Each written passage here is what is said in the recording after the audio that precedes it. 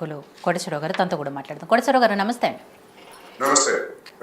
కోటేశ్వరరావు గారు, ఏదైతే 10 మంది ఎమ్మెల్యేల గురించి మన సుప్రీంకోర్టు తీర్పు ఇచ్చిందో, సరే దాని గురించి స్పీకర్ గారు ఎలాంటి నిర్ణయం తీసుకుంటారు ఏంటి అనేది ఆల్రెడీ ఒక చర్చ జరుగుతూనే ఉంది. 3 నెలల్లోగా ఆయన ఎట్లాంటి డెసిషన్ తీసుకుంటారు అనేది. బట్ నిన్న కోమటిరెడ్డి వెంకటరెడ్డి గారు ఒక మాట మాట్లాడారు.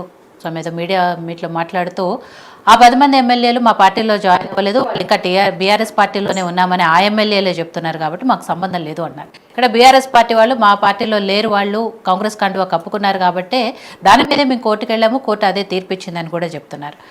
ఏ పార్టీకి ఆ పార్టీ వాళ్ళు, కాంగ్రెస్ పార్టీ వాళ్ళు మా పార్టీ కాదంటున్నారు, బీఆర్ఎస్ పార్టీ వాళ్ళు మా పార్టీ కాదంటున్నారు. ఇప్పుడు దాంతో వాళ్ళు గందరగోళంలో అయోమయంలో ఉన్నారు. ఆ 10 మంది ఎమ్మెల్యేలు ఎవరికి కూడా క్లారిటీ లేదు వాళ్ళు ఏ పార్టీలో ఉన్నారు. సో వీళ్ళ గురించి మీ విశ్లేషణ ఏంటి?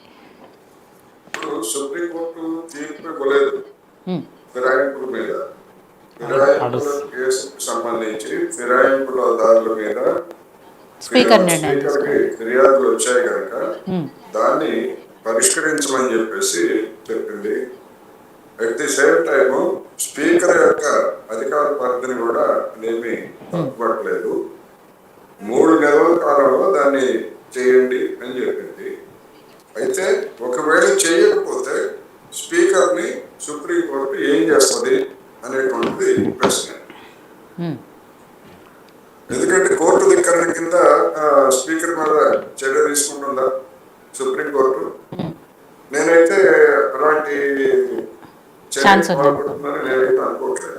ఎందుకంటే అటువంటి హక్కు సుప్రీంకోర్టుకి మన రాజ్యాంగం దఖలు చేస్తుంది అనేటువంటిది లేదు. అందువల్ల ఏం జరుగుతుంది ఏమిటి అనేటువంటిది చట్టపరంగా లీగల్ గా అనేది మనం చూడాల్సింది. అయితే రెండో వైపు చూసినప్పుడు కాంగ్రెస్ పరిస్థితి రోజు రోజుకి ఇరకాటంలో పడతా ఉంది. అదేవిధంగా ఫిరాయించినటువంటి ఎమ్మెల్యేల పరిస్థితి కూడా అదే విధంగా ఇరకాటంలో ఉన్నారు వాళ్ళు అనేది మాత్రం స్పష్టంగా కనిపిస్తా ఉంది. ఇప్పుడు చట్టం ఏం చేస్తుంది, లేకపోతే ఇంకోటి ఏం చేస్తుంది? ఒకవేళ స్పీకర్ అధికార పక్షాల ఒత్తిడిలోకి ఆయన ఎలాంటి చర్యలు తీసుకోకపోతే 3 నెలల తర్వాత మహిళా సుప్రీంకోర్టు కూడా చీఫ్ జస్టిస్ అక్కడికి రిటైర్ అయిపోతారు నేను అనుకోవటం. మళ్ళా కొత్త చీఫ్ జస్టిస్ వస్తారు, లేదా ఏమిటనేటువంటి అదొక అంశం అయ్యేట్లయితే స్పీకర్ ఆ నిర్ణయాన్ని అమలు జరపకపోతే కోర్టు ఏం చేస్తుంది అనేది ఇప్పటికీ ఎవరు చెప్పలేనటువంటి పరిస్థితి. ఎందుకంటే ఇలాంటి పరిస్థితి బహుశా తెలంగాణలో ఏర్పడినటువంటి పరిస్థితి మన న్యాయ వ్యవస్థకు ఇంతకు ముందు ఇటువంటి పరిస్థితి ఏర్పడలేదు. అందువలన రాజకీయపరమైనటువంటి ఇంప్లికేషన్స్కే ఇది దారి తీసేటువంటి అవకాశం ఉంది. రేపు సెప్టెంబర్ 30వ తారీఖు లోపల స్థానిక సంస్థల ఎన్నికలు జరపాలని చెప్పేసి హైకోర్టు ఇచ్చింది కనుక ఈ లోపల ఇంకా స్పీకర్కి గడువు ఉన్నది, లేకపోతే ఏం చేయాలనేటువంటిది స్పీకర్ నిర్ణయం అని చెప్పేసి కాంగ్రెస్ పార్టీ కూడా ఓన్ చేసుకోవటం నేను అనుకోవటం. ఎందుకంటే స్పీకర్ అనేటువంటిది స్వతంత్ర వ్యవస్థ, ఏ పార్టీకి చెందినటువంటి వ్యక్తి. అందుకని మాకేం సంబంధం? మాకు ఇప్పుడు కోమటిరెడ్డి వెంకటరెడ్డి గారు ఆ విధంగా చెప్పారు. దాని అర్థం ఏంటి? లీగల్ గా వాళ్ళు అవకాశాలను చూసుకుంటున్నారు. మా దానిలో చేరారు అంటే అదే స్టేట్మెంట్ అవుతుంది. రేపు స్పీకర్ కూడా అది ఇబ్బంది అవుతుంది. అందుకని ఆయన ఆ విధమైనటువంటి ప్రకటన చేశారు. రేపు మిగిలినటువంటి పిసిసి అధ్యక్షుడు కావచ్చు, చివరికి ముఖ్యమంత్రి కూడా మాకేం సంబంధం లేదు, స్పీకర్ ముందున్న కేసు ఆయనే నిర్ణయించుకోవాలని చెప్పేసి బంతిని అటువైపే నెడతారు తప్ప పార్టీగా వాళ్ళ వైపు ఎటువంటిది ఉంచుకోరు అనేది నా అభిప్రాయం. అందుకని స్పీకర్ ముందున్నటువంటి ఆప్షన్స్ ఏమిటి అని చూసినప్పుడు డెఫినెట్ గా స్పీకర్ స్థానం మీద కూడా ఒత్తిడి పెరుగుతుంది రాబోయేటువంటి రోజుల్లో కూడా.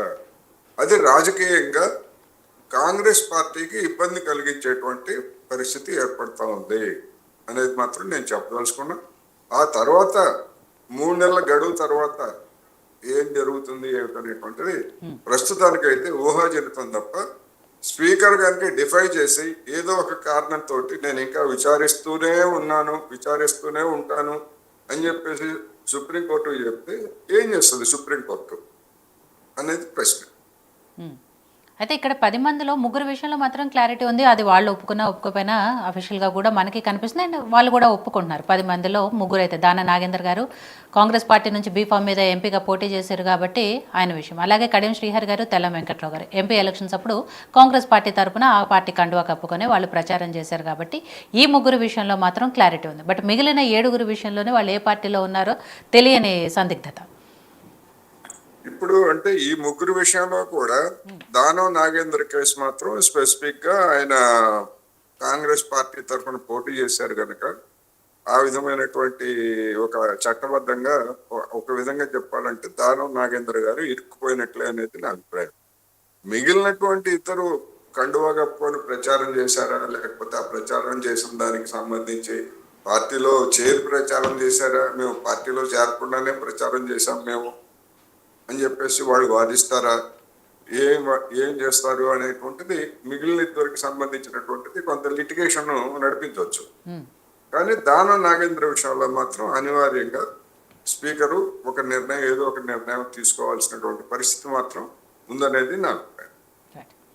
సో రాములు గారు, ఇప్పుడు వాళ్ళ విషయంలో కానీ లేకపోతే రేపు మీరు ఇందాక కూడా అన్నారు చాలామంది 39 మందిలో కొంతమంది వచ్చారు, ఇంకా కొంతమంది రావడానికి రెడీగా ఉన్నారని కొన్ని పేర్లు కూడా తీసుకున్నారు. సరే, ఏదైనా కూడా అంటే అంతకుముందు కాంగ్రెస్ పార్టీ చెప్పిన దానికి ఇప్పుడు చేస్తున్న దానికి పొంతన లేకుండా ఉంది. మీతులు చెప్పిన ఆ రోజు కాంగ్రెస్ పార్టీ వాళ్ళు ఏం చేస్తుంది అనేది ప్రశ్నే తలెత్తుతోంది. అండ్ ఈ విషయంలో ఏం చేయదలుచుకున్నారు, స్పీకర్ ఎలాంటి నిర్ణయం తీసుకున్నా అండ్ కోర్టు చెప్పిన దానికి కూడా కట్టుబడే ఉన్నాము అంటున్నారు. కాబట్టి ముందు ఒకవేళ ఉప ఎన్నికలు వస్తే కాంగ్రెస్ పార్టీ పరిస్థితి ఏంటి? ఎందుకంటే రామూర్తి గారు చెప్పారు చాలా వైఫల్యాలు ఉన్నాయి, 2 ఏళ్లలోనే ప్రజలకు వ్యతిరేకత వచ్చింది, విరక్తి వచ్చింది కాంగ్రెస్ పార్టీ అంటే బీఆర్ఎస్ పార్టీని మళ్ళీ గెలిపించుకుంటారు. మొన్న ఎంపీ ఎలక్షన్ల రిజల్ట్